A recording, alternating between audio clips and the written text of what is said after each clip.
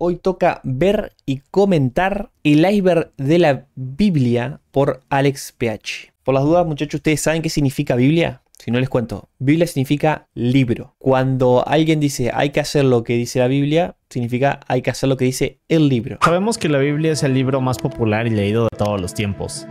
Es básicamente un documento que registró aquellos eventos históricos en los que se basa nuestra sociedad. El problema es que si lees la Biblia te das cuenta que tiene todas estas historias confusas que te dejan a unas preguntas sobre la humanidad. También tiene algunas historias que parecieran ser sacadas de una película de ciencia ficción, pero además también tiene temas oscuros que casi nadie conoce. Hoy vamos a analizar todo aquello que creo que es raro, intrigante y oscuro acerca de la Biblia. Y como siempre iremos de lo menos oscuro a lo más oscuro. La natividad se refiere al lugar y nacimiento de Jesús. Sabemos que en este sitio estuvieron María y José, pero cuando lees más te das cuenta que la información es confusa. Por ejemplo, muchos saben que cuando nació Jesús había algunos pastores, pero en el caso de los 3 reyes magos, estos en realidad no estuvieron ahí. Ahora en la Biblia se habla... Primer cuento de la Biblia. O sea, este video, si está bien hecho y de manera útil, nos va a servir para desmitificar cosas que nosotros, sobre todo una sociedad que se basa en el cristianismo, como lo es Argentina, porque en el artículo 2 de la Constitución Nacional apoya el culto católico apostólico romano. Hay cosas en tanto en la Biblia como en la construcción social que creemos que son verdad o que fueron así y no. Como por ejemplo, el 25 de diciembre se dice que es el nacimiento de Jesús, cosa que no está aprobada ni siquiera en la Biblia. Yo lo que había averiguado en su momento, cuando me enteré de esto, es que se estima que nació en marzo Jesús, y la fecha 25 de diciembre la usaron porque cuando una civilización colonizó a la otra o la quería integrar dentro de sus creencias, lo que hizo fue opacar el día del sol naciente, creo que se llama, la fecha en las cuales no me acuerdo qué cultura creían eso. Vino el cristianismo y le dijo, bueno, vamos a tapar tu evento de cultura, tu evento histórico, lo vamos a tapar con el nuestro cristiano y vamos a hacer que tu fecha importante también sea importante, pero por otra razón. De ellos como los hombres sabios del este. Dice que trajeron 3 regalos, oro, mirra e incienso, pero jamás se menciona cuántos de estos hombres eran, así que en realidad pudieron haber sido 2, 4 o incluso más. Para hacerlo aún más confuso, estos no llegaron a ver a Jesús, sino hasta 2 años después de haber nacido, así que como tal no forman parte del nacimiento de Jesús. Otra cosa rara sobre este tema es que no hay una fecha sobre el nacimiento de él. Es decir, en la Biblia solo se menciona que Jesús nació en un invierno rodeado del calor de animales, pero jamás nos menciona que esto ocurriera en el 24 de diciembre. Esta fecha en realidad fue impuesta por la iglesia. Ahora voy a dar un poco de contexto acerca del Nuevo Testamento y el Antiguo Testamento. El Nuevo Testamento se refiere a la parte de la Biblia que habla de lo que sucede a partir del nacimiento. Nuevo Testamento, Juan Mateos. ¡Aparezco en la portada! De Jesús hasta después. Y en el caso del Viejo Testamento, este habla desde el principio de la creación hasta el nacimiento de Jesús. Solo que en el caso del Viejo Testamento tenemos algunas historias curiosas y en ciertos casos aterradoras. Pero en las siguientes partes de este video se darán cuenta de por qué les digo esto. Ahora, los ángeles son estos seres divinos y en lo personal creo que es uno de los temas más fascinantes, extensos y confusos de la Biblia. En un momento hablaré de ellos con muchos más detalles, pero lo que quiero dejar claro desde ahorita es que estas figuras que vemos en las pinturas y la imagen que se creó de ellos en realidad es mucho más compleja. En una época en la cual yo escuchaba mucho a Darío Stanraiver, que es un filósofo divulgador de filosofía argentino, había contado en una de sus conferencias que en un momento había una materia que no me acuerdo si se llamaba angeología o se llamaba algo referido a los ángeles, y lo que trataba esa materia era saberse las jerarquías de poder, si se quiere. O sea, claro, es el lugar que ocupa cada ángel según serían los títulos que tenía cada ángel y qué lugar ocupaban en el poder de, no sé, la angelosidad o lo que sea. De hecho, hay casi 10 tipos de estos ángeles. ¿Y ven estas figuras adorables y tiernas? Bueno, ningún ángel luce así. En realidad se ven así. A la mierda.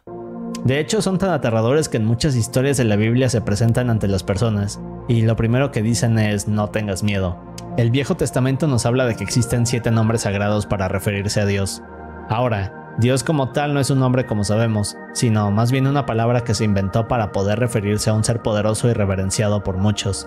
Se dice que Elohim es uno de estos 7 nombres. Fíjense que habla de un solo Dios. Y el problema que había antes en las sociedades era que había muchos dioses. Como por ejemplo, si se refieren a los nórdicos, que tenían a Zeus, que tenían a Poseidón, Hades y demás. Lo que viene a ser el cristianismo es, che, vamos a hacer la cosa más fácil. Ponemos un solo Dios y nos referimos solo a Él como todopoderoso. Más sencilla la cosa. Pero aquí es donde se pone curioso. Bien, pues en el caso de Elohim es que en la Biblia tiene un significado. Este significado es tanto plural como singular dependiendo del contexto. En muchos casos Elohim es relacionado con la Divina Trinidad, es decir, Padre, Hijo, Espíritu Santo. Pero en el capítulo 20 de Éxodo, o sea, donde se habla de los 10 mandamientos, hay una parte que dice, yo soy tu Elohim, y no tendrás más Elohims delante de mí. Así que en otras palabras, Dios está Era bastante celoso Dios, boludo. Quería ser el único. hablando de más dioses. ¿Soy yo o ninguno? O por lo menos algún tipo de divinidades menos poderosas que él. Y por ahora lo dejaremos aquí, porque retomaremos esto más adelante en una sección más misteriosa del video. Ahora, JHBH o YHWH es una referencia al tetragramatón. Otra Qué raro que es el hebreo, ¿no? No sé si alguno de ustedes aprendió o sabe hebreo, Misterioso. pero se escribe así, boludo. Y como también lo había escuchado Darío hablar una vez sobre escribir en hebreo, la onda es que hay letras que están escondidas y uno tiene que interpretar que esas letras están ahí para poder entender el lenguaje escrito a la hora de comunicarse. A JHBH o YHWH es una referencia al tetragramatón, otra forma de decir el nombre de Dios. En griego esto quiere decir 4 letras. Bien, pues hay un pasaje en la Biblia, Éxodo 3, el cual nos cuenta que Dios está hablando con Moisés a través de la zarza ardiente. Pero un poco de contexto. Este pasaje es considerado uno de los más enigmáticos de la Biblia. En él nos cuentan cómo Moisés huye a Egipto. Más tarde se convierte en pastor y luego se encuentra con este árbol llamado zarza que está incendiándose. Pero luego de unos minutos Moisés se da cuenta de que el árbol no se consume. Así que al ver esto Moisés se acerca y de repente Dios le comienza a hablar a través del fuego. Este le dice que debe difundir su palabra. Ahora Moisés le pregunta a Dios que cuál es el nombre de quien lo ha enviado para difundir todo esto. Y Dios simplemente le responde que debe llamarlo Yo soy el que soy, o en otras ocasiones también conocido como el gran Yo soy. Y aquí es donde comienza a ponerse confuso. Esta es la traducción al español, pero en el texto original, el cual está en hebreo, Dios le dice Yo soy JHBH. Ah, por eso JH tal vez se llama JH, boludo. Por este pasaje de la Biblia. Nunca lo había pensado. Bien, pues esto es considerado el nombre literal de Dios, y se dice que la palabra que más se asemeja a estas letras sería Jehová. El problema es que otros piensan que esta parte donde Dios dice yo soy es realmente el verdadero nombre de Dios. De hecho, en el judaísmo se dice que esta palabra es tan sagrada que jamás se debe de decir en voz alta. Lo que hace que todo esto sea aún más confuso es que en las traducciones del hebreo antiguo a otros lenguajes hacen que se pierda el contexto. Así que como tal no hay una conclusión sobre JHBH. Incluso se dice que estas letras pudieron ir cambiando con los años para que las personas no pudieran mencionar el nombre sagrado de Dios. Como dije, es un tema confuso y enigmático. Pero bien, en la Biblia se nos habla de que Jesús vivió alrededor de 33 años en la tierra hablando de su misión hasta el día de su muerte. En estos años fue cuando tuvo a estos 12 hombres que eran fieles y lo seguían a todos lados. A estos se les conoce como los 12 apóstoles. Todos hemos escuchado alguna vez sus nombres, pero lo que no es tan conocido de estos 12 apóstoles es que en realidad fueron más. En el caso de Judas, este se suicidaría luego de traicionar a Jesús. De hecho, ahorita veremos más de eso.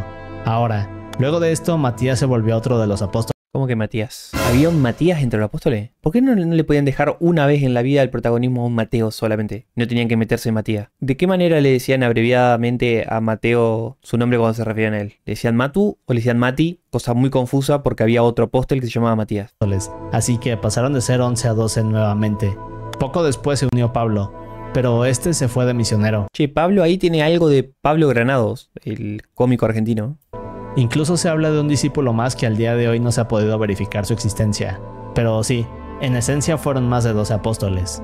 Como vimos, el Antiguo Testamento es todo este periodo que abarca desde la creación hasta el nacimiento de Jesús. Pero si lees algunas cosas de él te darás cuenta de que el mundo era más interesante y extraño en esa época.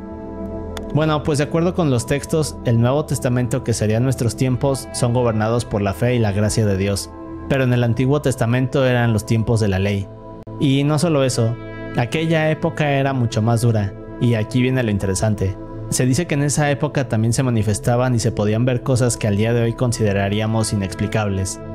Este testamento habla de espíritus y hechicería, que al parecer eran cosas del día a día, así que en otras palabras, en este periodo ocurrían cosas sobrenaturales. Es bastante curioso, porque incluso podemos ver cómo el Antiguo Testamento habla de que Dios es mucho más aterrador y castigaba a los humanos, pero a partir del Nuevo Testamento todas estas cosas se detuvieron.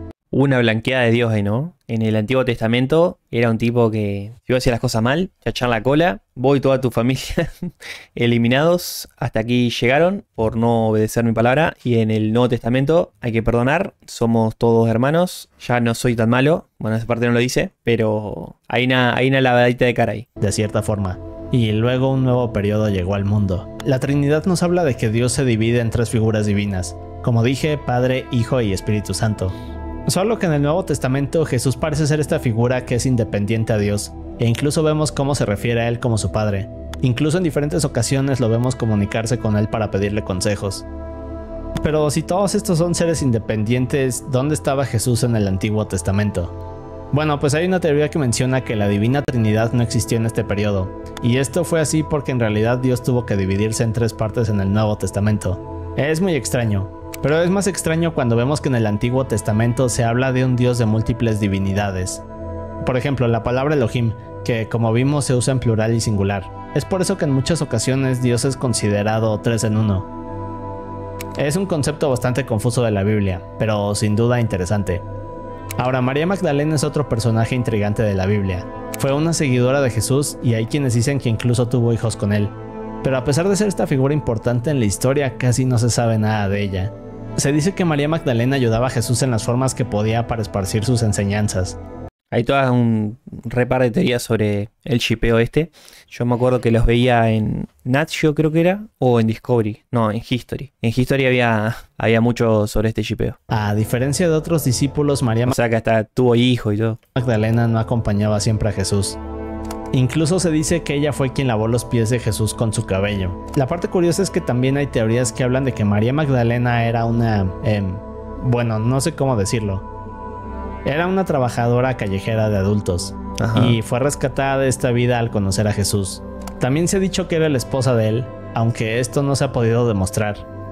Como dije, todo acerca de ella deja un sinfín de preguntas. Y entiendo que no la aceptan hoy en día, o en su momento tampoco, como parte de la historia por parte del celibato, que es lo que le piden a los pastores, a los padres, a los curas, que tienen que respetar. El voto célibe sería no tener una esposa. Y eso, según lo di en derecho, tiene que ver más que nada con que los curas no tengan parejas, porque si tienen parejas y se casan, los bienes que les pertenecen a ellos por estar dentro de la iglesia empiezan a tener conflictos a la hora de establecer herencias con sus hijos o establecer repartición de bienes con su esposa si es que se divorcian. Entonces el celibato termina siendo un negocio para concentrar los bienes de la iglesia y que no haya problemas legales patrimoniales. Debido a todas las interpretaciones durante la historia, no se ha podido llegar a una conclusión.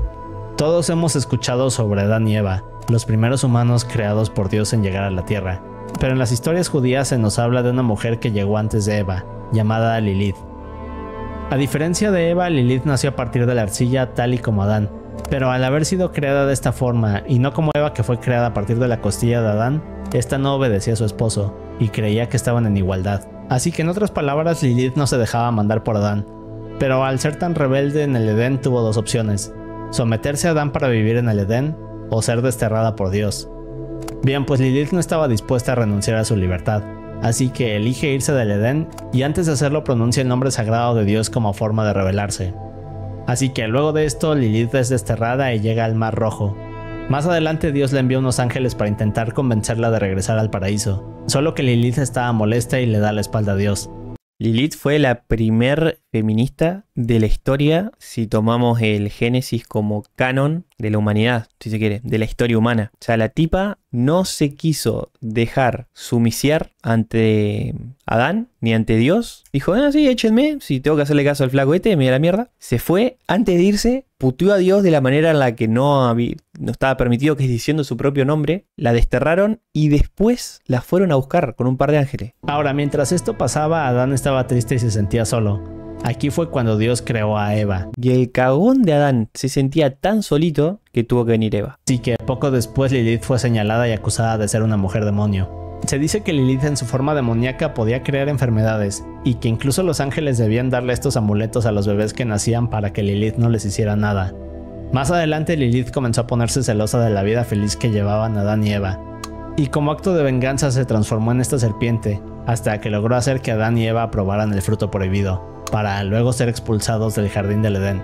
Ahora, la historia de Lilith no está en la Biblia, pero hay varios textos de ella en civilizaciones más antiguas, como y hay una interpretación de la Biblia muy turbia que me extraña que no la haya tocado, que es que Eva nace porque Adán intentó amar a todos los animales y no se sintió del todo convencido, entonces pidió algo más parecido a un humano. Pidió a Dios eso y le trajo a Eva. la babilónica, sumeria, hebrea y Mesopotamia. Se dice que la historia de Lilith fue eliminada de la Biblia y se convirtió en parte de los libros prohibidos de la Biblia, que de hecho hablaré de ellos más adelante. Hay un dato curioso, es que se dice que Lilith es la primer feminista de la historia. El rapto es, o se dice que será este evento aterrador en el cual Dios castigará a todos los que no crean en él. Ahora, este es un tema muy extenso, pero explicaré lo más aterrador de él. En la Biblia, Pablo describe que Dios llegará a la tierra anunciándose con un grito y una trompeta que se escuchará en todos los cielos. Seguido de esto, Jesús finalmente volverá junto con los ángeles, pero también llegarán los 7 jinetes del Apocalipsis y el Anticristo. Aquí es cuando 7. Yo sabía hasta 4. los muertos se levantarán, y quienes estén vivos literalmente volarán hasta llegar a lo más alto del cielo, donde Dios se los llevará para salvarlos de lo que sucederá. Ahora, no todos los vivos subirán, solo aquellos que tienen fe en Dios, y es aquí donde viene el aterrador. Se dice que luego de esto escucharemos a esta trompeta tocar 7 veces, y cuando esto termine entonces el mundo cambiará. Aquí comenzará un periodo de calamidades y atrocidades que durará 7 años, al que se llama tribulación o apocalipsis. Aquí veremos llegar pestes, catástrofes naturales, y que incluso habrá un gran terremoto el cual hará que las montañas caigan al nivel del mar. Luego de esto, una tercera parte del agua en la tierra será envenenada, y el mundo cambiará para siempre. Mientras esto sucede, el anticristo se irá anunciando como Se lo ve recontento al diablo, ¿eh? Tranquilón ahí, en una especie de inodoro, sentadito, mirando. esta persona que ayudará a la humanidad. Pero en realidad creará una forma de esclavitud en la cual hará que quienes sobrevivan a esto tengan 2 opciones. Podrán elegir entre ponerse la marca de él, o sea la marca de la bestia, o elegir a Dios y que les corten la cabeza. En el caso de elegir la marca de la bestia, entonces será la segunda ofensa a Dios, así que serán enviados al infierno. Mientras que si eligen la otra opción, entonces al morir Dios les dará esta segunda oportunidad para entrar al paraíso. Todo esto es una serie de pasajes aterradores. O sea que hay 2 opciones. Marca de la bestia. O sea, vos estás en el apocalipsis, en la peor situación de la sociedad posible. 2 opciones. Marca de la bestia. No te sirve de nada. Dios te odia. Y si no, rezarle o acordarse de él, algo así. O sea que me estás dando una sola opción, flaquito. Pero en esencia eso es el rapto. Ahora, el Arca de la Alianza es este artefacto bíblico el cual se dice que si lo llegáramos a ver o lo tocáramos, entonces moriríamos instantáneamente. Creo que hace poco salió una noticia que decía que la habían encontrado. Vi solamente la miniatura y ni entré. Pero, ¿qué es esta cosa? ¿Dónde está y para qué sirve? Bien, pues esto es lo que lo vuelve un misterio. Arca quiere decir caja grande en latín. En el caso del Arca de la Alianza, o también conocida como el Arca de Dios, esta supuestamente es una caja que contiene todos aquellos objetos importantes para Dios, y que representan su divinidad en Israel. Solo que luego de esto el pueblo de Israel tuvo que escapar del esclavismo. Judíos describen al arca como un santuario que se puede transportar, y un artefacto donde Dios puede sentarse hasta que los israelíes llegan a la tierra prometida. Siento que es algo muy parecido a la caja de Pandora de los griegos espartanos. También se dice que nadie puede verla o tocarla, por lo que siempre ha estado cubierta con pieles y telas. En aquellos tiempos a nadie se le permitía estar cerca de ella, a menos que fuera necesario moverla, o para crear rituales y ceremonias. Se dice que esta caja está hecha de oro puro y en la tapa cada 12 meses un sacerdote debía rociarla con sangre para calmar a Dios. En Éxodo 25 Dios habla con Moisés y le da instrucciones específicas para construirla. Se dice que en el interior uno de los objetos sagrados son las tablillas que contienen los 10 mandamientos, y una vasija con maná, el alimento milagroso de Dios. Pero en otros textos también se menciona que dentro del arca hay un báculo el cual era usado para hacer crecer flores y almendras. Y además de todo esto, el arca creaba todos estos eventos milagrosos, aunque al parecer también tenía ciertos poderes, y en ocasiones se menciona que esta cosa emitía una serie de ataques que parecían rayos láser.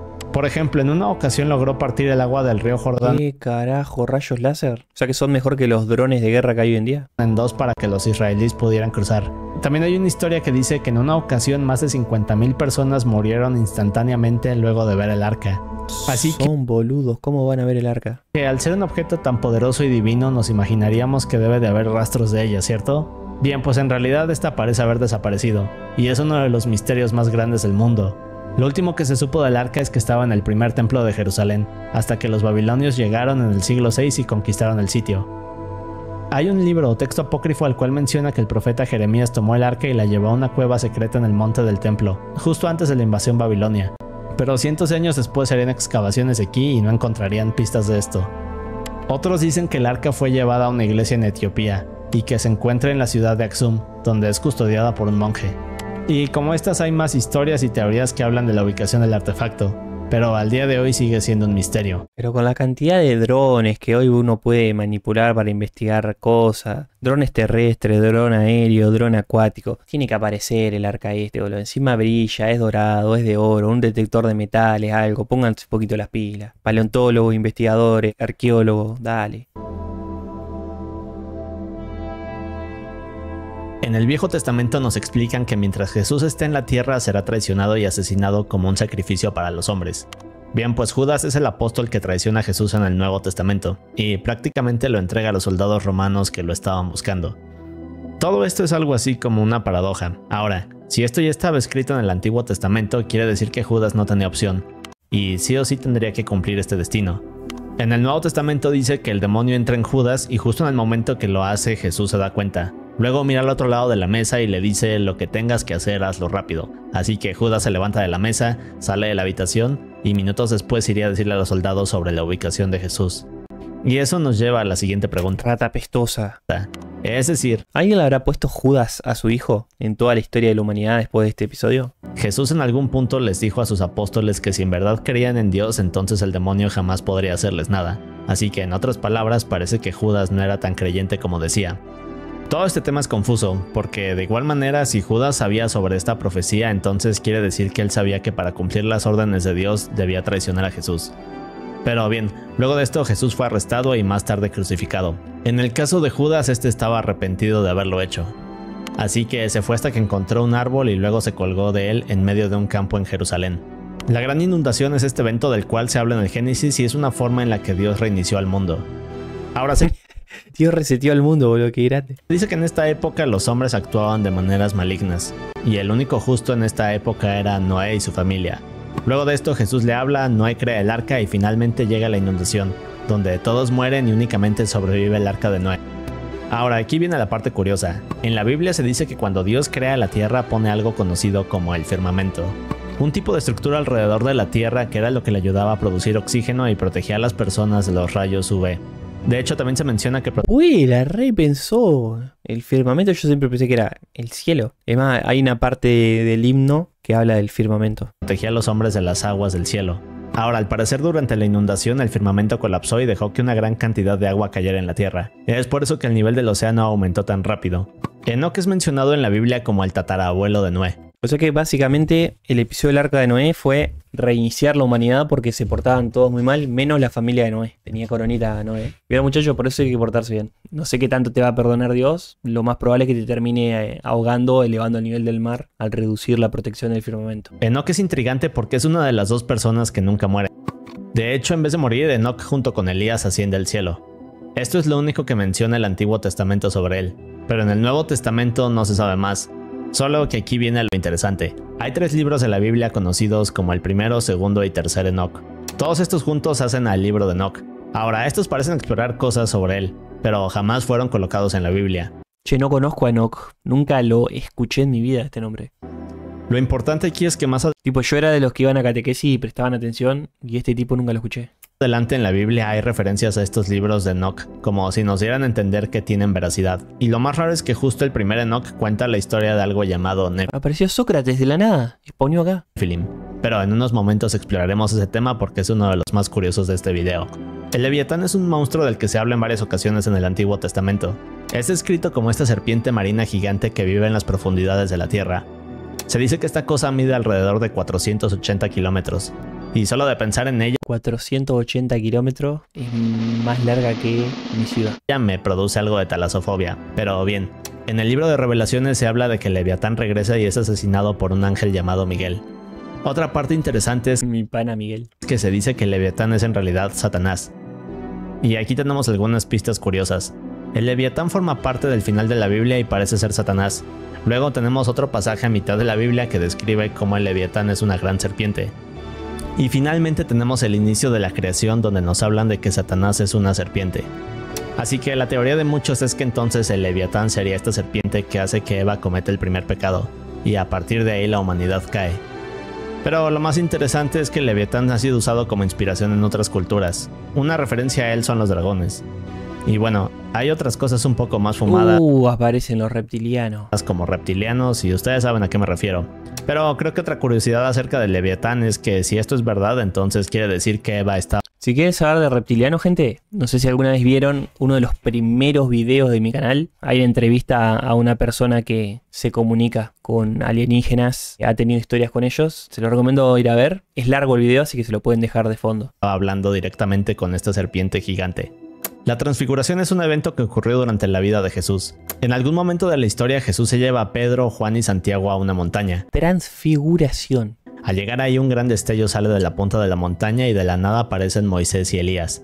Esto en sí ya era otra profecía del Antiguo Testamento, porque nos dicen que cuando el verdadero Salvador llegue entonces Moisés y Elías estarán con él. Pero lo más increíble aquí es que mientras los discípulos ven esto, una voz retumbante comienza a hablar desde el cielo, y les dice: "Este es mi Hijo amado, escúchenlo". Es un momento impactante para todos, y de cierta forma la primera vez que Dios le dice a la humanidad que Jesús es el Salvador. Los querubines son estos ángeles que siempre se retratan con este aspecto de bebés, pero en realidad tienen esta apariencia aterradora y son de los ángeles que más se habla en la Biblia. Ahora ellos son quienes vigilan la entrada al jardín del Edén, son quienes transportan el trono de Dios, y su imagen está en la parte superior del Arca de la Alianza. Ezequiel nos dice que estos ángeles Parecían un bicho bien raro y en realidad son ángeles, pero versión OG. está en la parte superior del Arca de la Alianza. Ezequiel nos dice que estos ángeles tienen 4 alas y 4 rostros que cambian constantemente. Lo que los hace aún más aterradores es que se mueven como si fueran relámpagos. En fin, hay varias historias de ellos, pero en lo personal siento que me daría miedo ver a una de estas cosas directamente a los ojos. Son un bicho de terror esto. Satanás es el príncipe de nuestro mundo se refiere a una interpretación de cosas que se dicen sobre él en la Biblia. Por ejemplo, Satanás es descrito como el príncipe de la potestad del aire. O sea que aquí se describe a Satanás como el ser que ejerce influencia en el mundo. Es por eso que se dice que sus fuerzas manipulan a las personas de nuestro mundo y de ahí cometen actos que van en contra de Dios. Ahora también hay otra historia en la cual Satanás tentó a Jesús durante 40 días y el mismo Jesús se refiere a él como el gobernante de la tierra. Es por eso que también se dice que quienes no aceptan a Dios son vulnerables a ser atacados por demonios. En el capítulo 6 de Génesis se habla de los Nephilim como este grupo de cosas que llegaron luego de que los hijos de Dios se mezclaran con las hijas de los hombres. Así que muchos interpretan esto como que estos hijos de Dios, es decir, los ángeles, bajaron del cielo y luego tuvieron hijos con los humanos. El resultado de esta mezcla fue una raza conocida como Nephilim, y estos seres eran temidos por las personas de aquella época. Ok, Nephilim era como la cruza entre humanos y ángeles. De hecho, en la Biblia se habla de ellos en varias ocasiones, y en el Antiguo Testamento se explica que varios de los enemigos de los hijos de Dios son precisamente estos Nephilim. Pero lo que los hace aún más curiosos es que la palabra Nephilim viene del hebreo, y esta palabra en español significa gigantes. Así que en el Antiguo Testamento se nos habla de esta raza de gigantes que salió a partir de la mezcla de los hijos de Dios con humanos.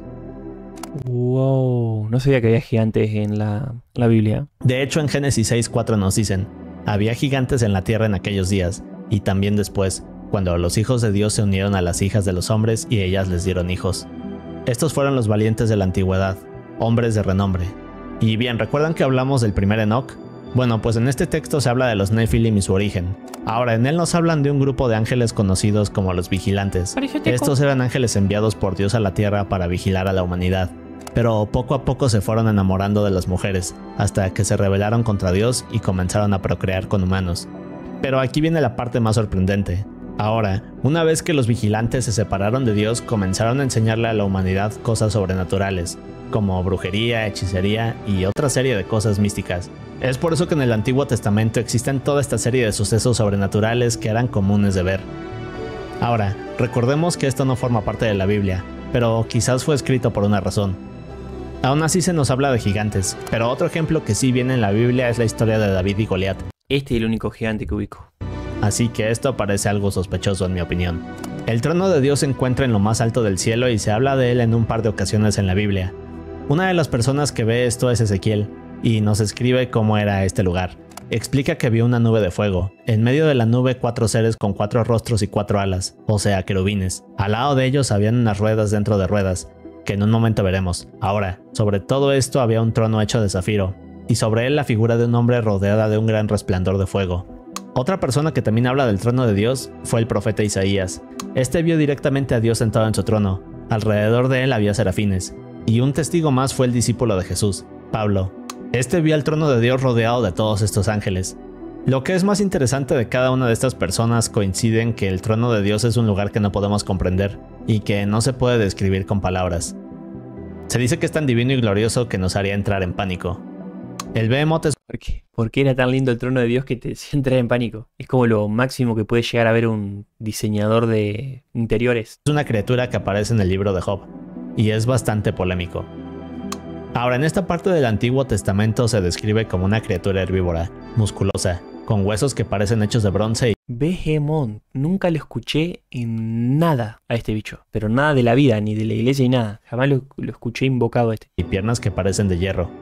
Se cree que el Behemoth es en realidad un animal que existió y podría ser un hipopótamo, un elefante, o incluso muchos han llegado a decir que Job podría ser un dinosaurio.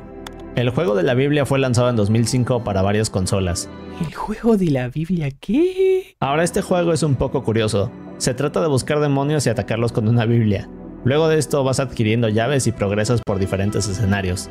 Es quizás una de las cosas más random que he visto. Pero decime que la Biblia no aprobó el juego ese. Se gastaron muy poquito. Hay cosas muy interesantes para hacer. Hay uno que es, creo que se llama Dante's Inferno y trata sobre los infiernos de Dante. O sea que trata sobre parte de el catolicismo, de la iglesia católica. Ese está bueno. Yo no lo gané, pero lo jugué bastante cuando tenía la Xbox 360. Mamón en hebreo significa riqueza ¡Mamón! Aparecen ustedes acá, chat. o avaricia. Pero en el caso de la Biblia, Jesús parece referirse a Mamón como algo más. A lo que me refiero es a algo conocido como los 7 príncipes del infierno. Ahora, este concepto nos habla de que en el infierno existen 7 príncipes. Estos ejemplifican a cada uno de los pecados capitales, y estos demonios son quienes gobiernan. En el caso de Mamón, este representa a la avaricia. Ahora, también se dice que este es hijo de Lucifer, y que de cierta forma gobierna nuestro mundo. Ya vimos un poco de esto, pero en la Biblia ahí menciona a los vigilantes cuando Daniel está hablando con el rey Nabucodonosor. Ahora, Daniel explica que él fue testigo de cómo los vigilantes descendieron del cielo y comenzaron a aconsejar al rey. Pero hay algunas cosas que explicar aquí. En el caso del libro de Enoch, vigilante se refiere a estos ángeles caídos como ya vimos, pero en el libro de Daniel parece que esto se refiere a los vigilantes como seres divinos que obedecen a Dios. Solo que aquí viene lo interesante. Teniendo ya el contexto tanto del libro de Enoch como este pasaje de Daniel, entonces podemos decir que quizás estos vigilantes son algo así como la primera versión de los demonios. De esta forma encaja aquella historia que nos relata cómo Lucifer cayó en la tierra junto con una tercera parte de los ángeles. Luego de esto se convirtieron en demonios, o por lo menos eso es lo que se piensa. Un poco de contexto. En el Antiguo Testamento, es decir, antes de la llegada de Jesús, el rey Nabucodonosor era cruel. Así que hay una historia la cual nos dice que el rey arrojó a 3 hombres que eran seguidores de Dios. Sus nombres eran Sadrach, Mesach y Abed-Nego. El problema es que cuando el rey los arroja al fuego, estos no mueren. Al no entender lo que pasa, el rey se acerca ¿What? ¿Era una especie de Targaryen los tipos de eso? No sé, los que hayan visto Game of Thrones entenderán. y se da cuenta que dentro del fuego hay 4 hombres. Pero lo más increíble es que el rey nos describe a este cuarto hombre. Ahora, de acuerdo con la traducción del Antiguo Testamento, el rey dice, es como el Hijo de Dios. Pero aquí es donde tenemos más problemas. Recordemos que hasta este punto de la historia Jesús no había llegado, pero de acuerdo con esto parece que pudo manifestarse de alguna manera. Y ese es el tipo de cosas confusas en la Biblia. Pero bien, el rey dice que esta persona se ve como el Hijo de Dios. Pero, ¿cómo es que puede saber cómo se ve el Hijo de Dios si se supone que en esos tiempos Jesús aún no existía?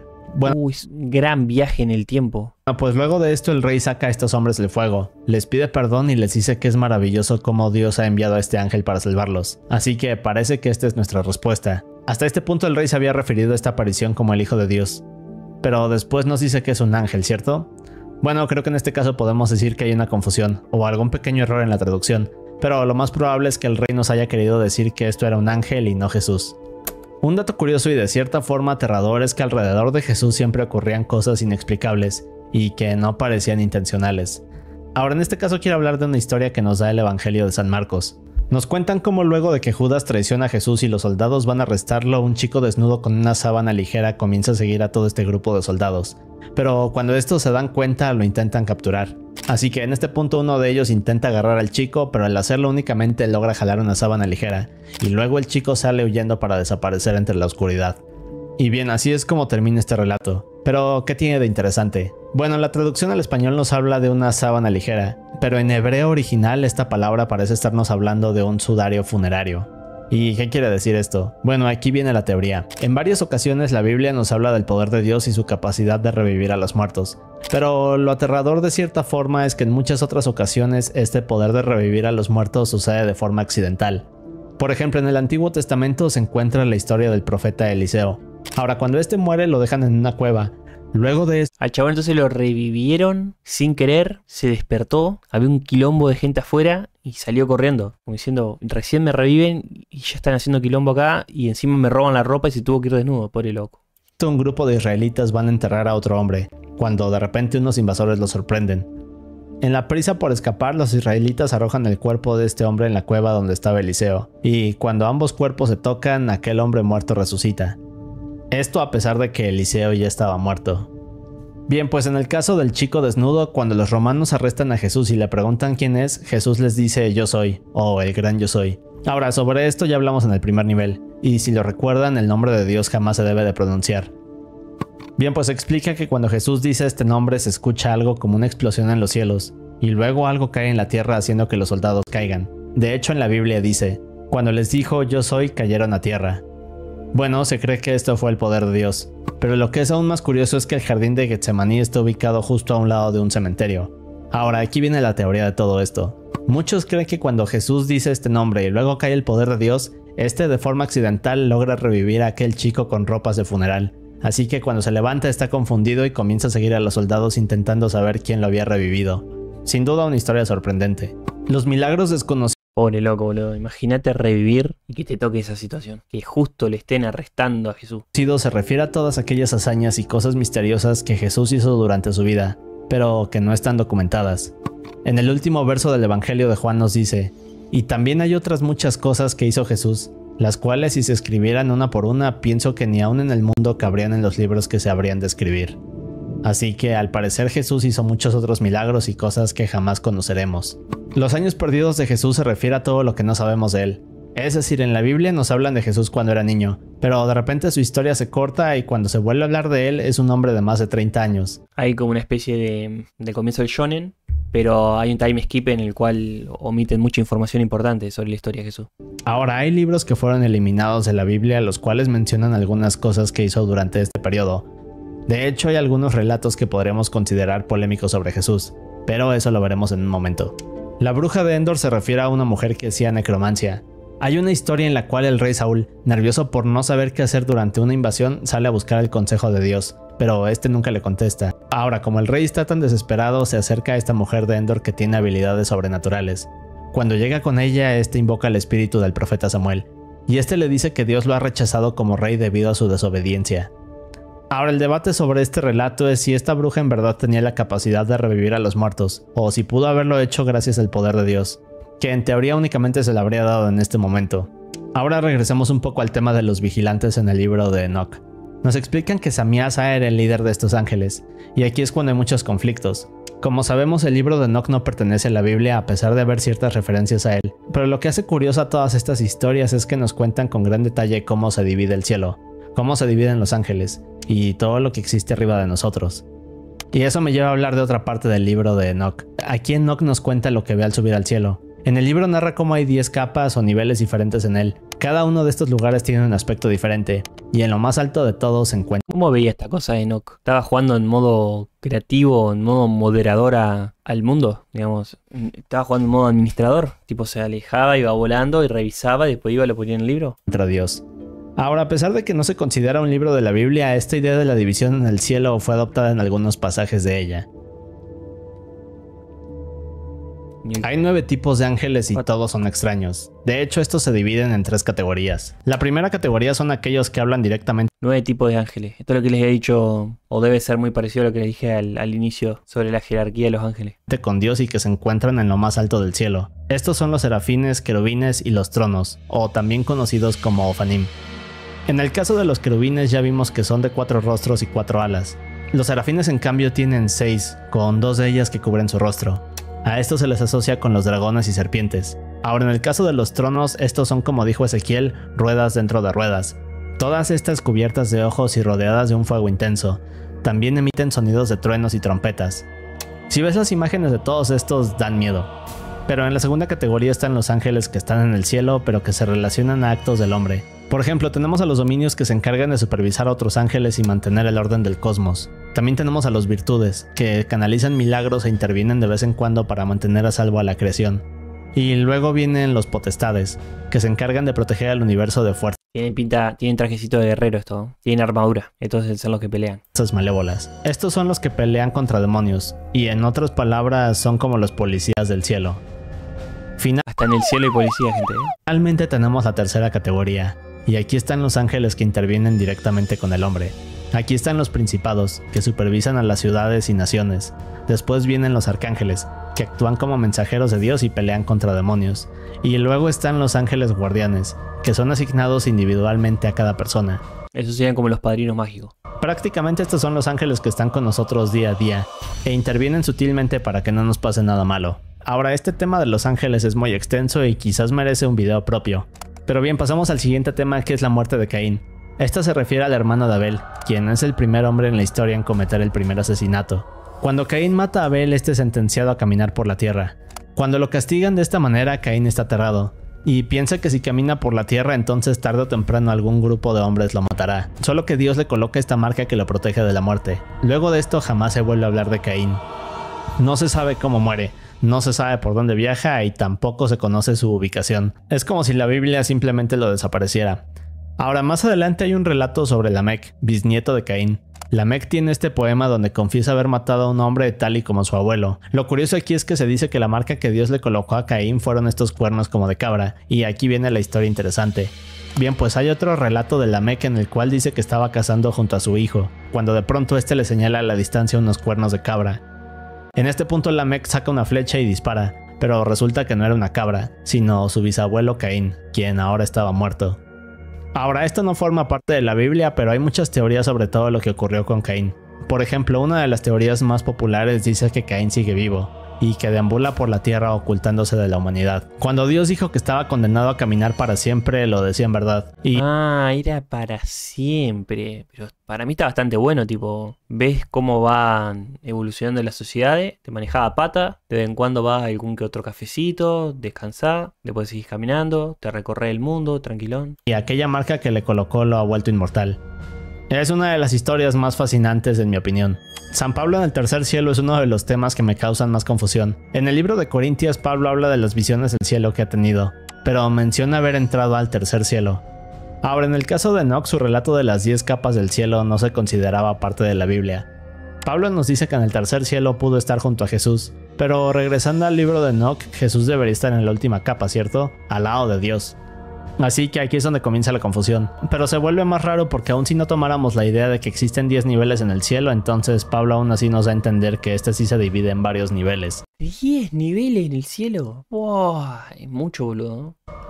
¿A dónde quedará Andrómeda? ¿Qué nivel será? Los muertos que resucitaron con Jesús parece ser otro de esos accidentes causados por el poder de Dios.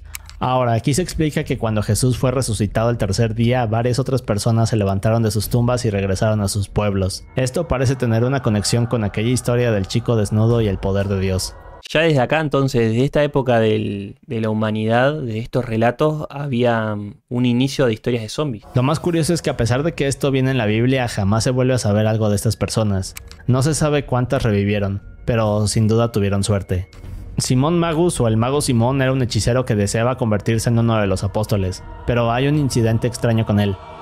En Hechos 8:9 nos cuentan cómo Simón, desesperado por unirse a los apóstoles, va con Pedro y Juan para ofrecerles dinero a cambio de pertenecer a ellos.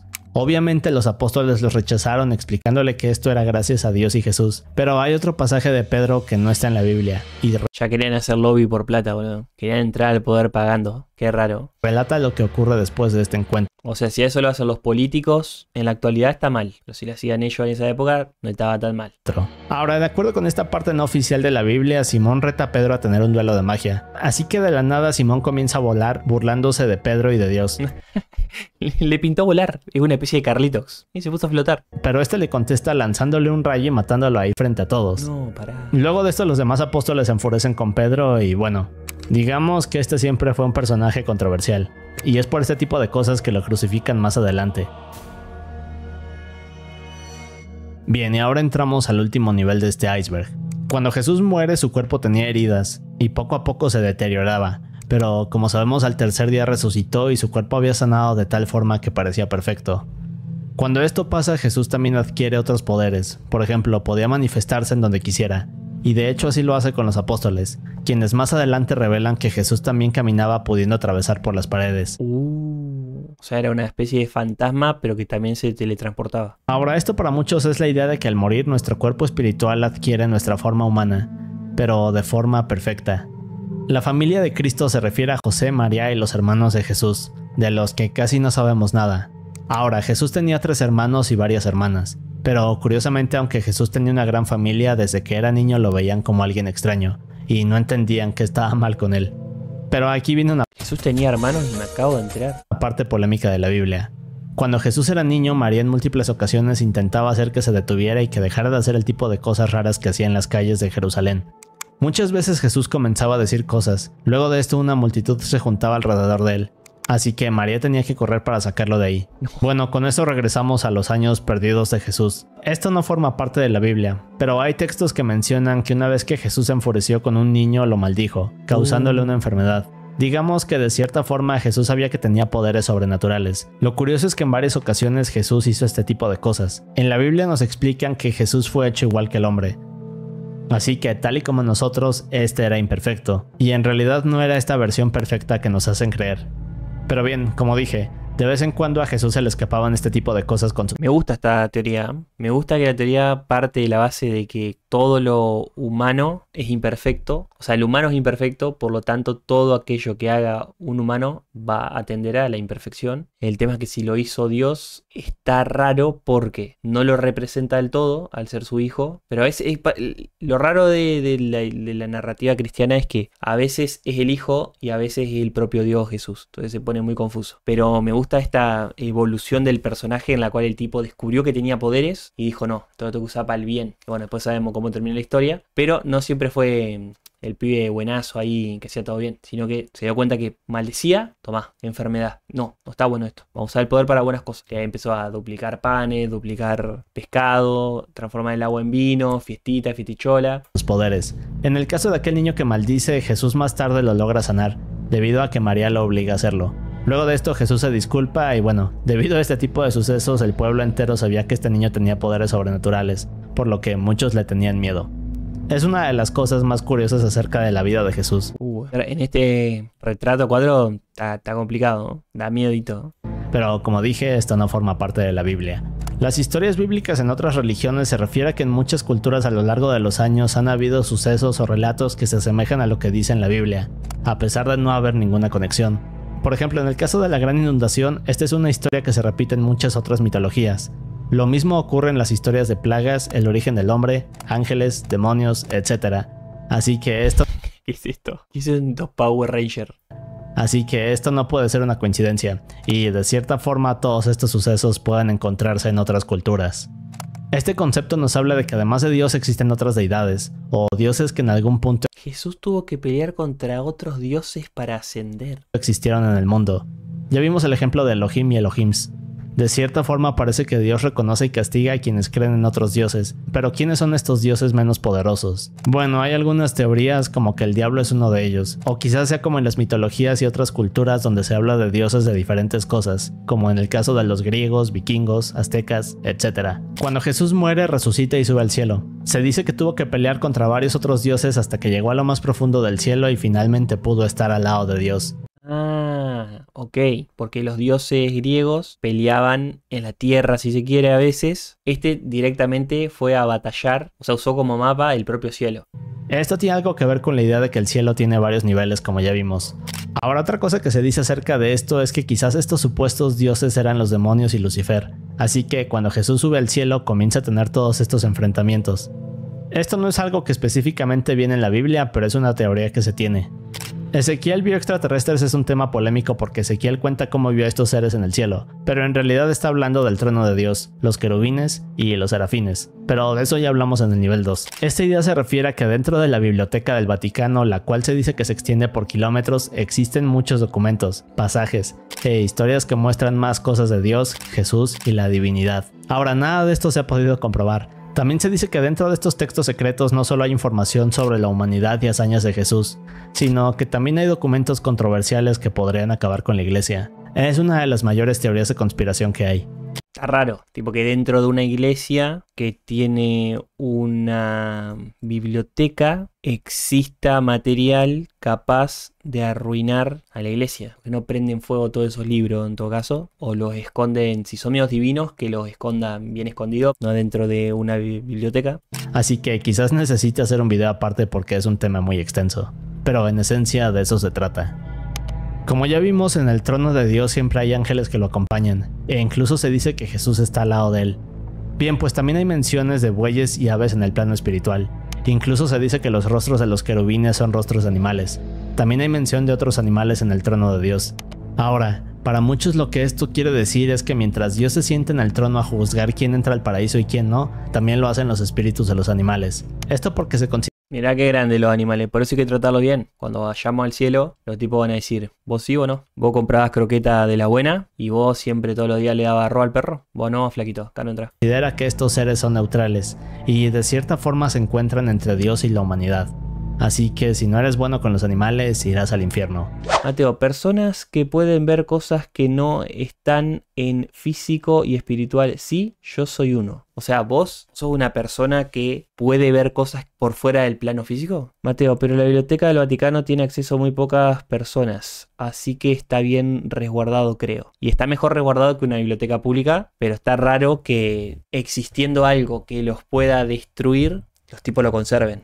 A no ser que ya te digo, sea algo tan divino que hay que conservarlo. Pero si no es como yo tengo una bomba en mi casa y la tengo. ¿Para qué tendría una bomba en mi casa, digamos? Si explota, si alguien la activa, si es por interruptor, me quedo sin casa, me quedo sin vida si yo estoy en la casa. Está raro. Rata es medium. A la mierda, mira lo que me vengo a enterar. A ver, Rata, contanos tu experiencia divina, si se puede decir. Quiero ver en qué nivel de esquizofrenia maneja mi viewer. O sea, cuando mi abuela murió, yo me estaba bañando, me fui a vestir, miré el espejo y vi una cosa negra. La mierda. Alto cagazo ese, ¿eh? ¿Y no volviste a tener alguna otra experiencia así?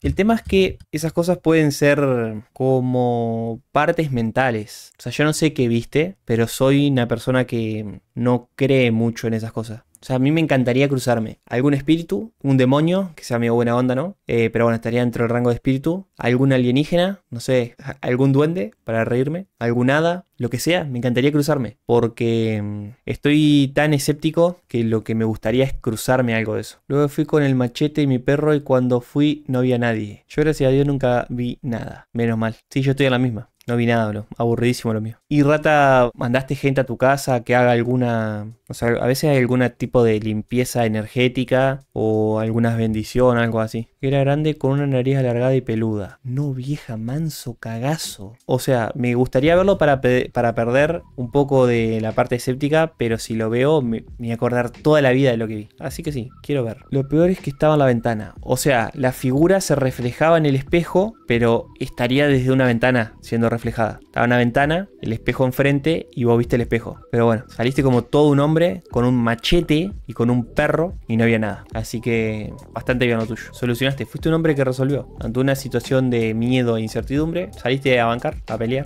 Ese fue todo el iceberg sobre la Biblia. Espero que les haya gustado. Espero que dejen su like, su comentario en el video. Cuenten la parte que más les interesó o algo que quieran agregar. Y nos vemos nuevamente en otro video.